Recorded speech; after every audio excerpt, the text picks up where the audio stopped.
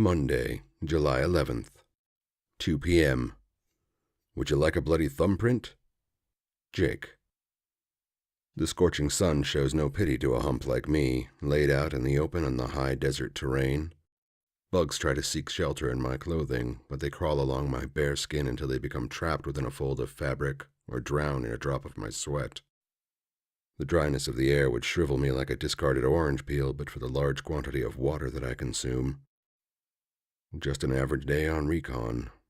First, I surreptitiously move to a location with a clear view of my target's haunt. Then, I wait long days that progress hour upon monotonous hour. I try to avoid all movement while constantly searching for my prey. I remain hidden under natural and man-made camouflage for days, hoping for a brief window of opportunity to open. And when it does, I shoot. My weapon might be a sniper rifle with high-velocity bullets, or a camera with heat-sensitive imaging and facial recognition capabilities, or it might be a laser that provides a target for a smart bomb.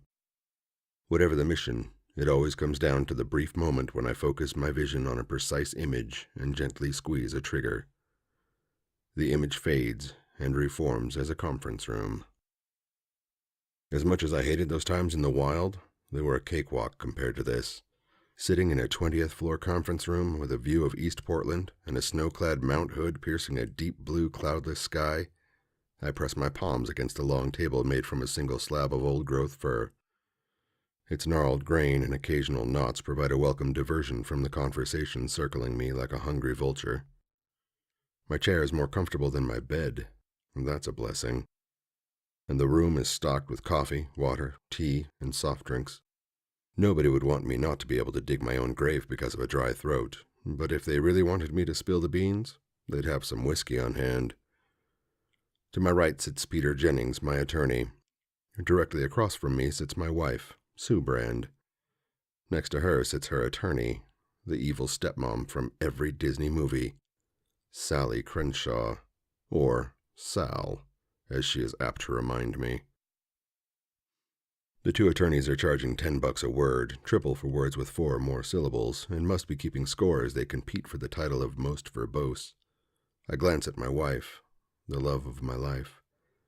Her short brown hair frames her normally smiling face. Today that face is tense, uncertain. She can't or won't return my gaze. I think she's ready for us to finally end. What happened? How could the overwhelming passion and need for each other when we married have turned into her overwhelming need to run? She says I've changed, that I'm more serious with bouts of melancholy mixed in. I'm sure I have changed. Isn't that part of life? How could I not? She's changed as well. But a marriage is forever, and change is going to happen. Shouldn't we be working through this? Not according to her mom. Sue's mom says marriage is forever, or until her little baby is unhappy, whichever occurs first. Jake, are you going to answer the question? Sue asks. I break free of my thoughts and focus on the room. What question? I ask. I feel everyone staring at me, trying to decipher the nature of my mental disability. Do you affirm that all assets have been accurately listed on the inventory sitting in front of you?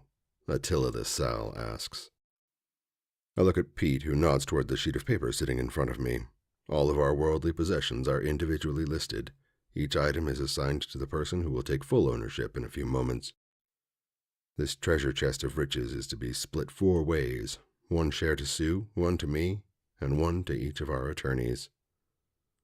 Yes, it looks correct. Oh, wait a sec, Pete. It doesn't show the bottle return deposits. I'll bet I have $20 worth, easy. I smile at the salinator, trying my damnedest to annoy her, but she just smiles back at me while she twirls her black designer readers. Does this woman ever get angry? I've tried awfully hard to rile her, and am saddened by my lack of success. Please sign where indicated,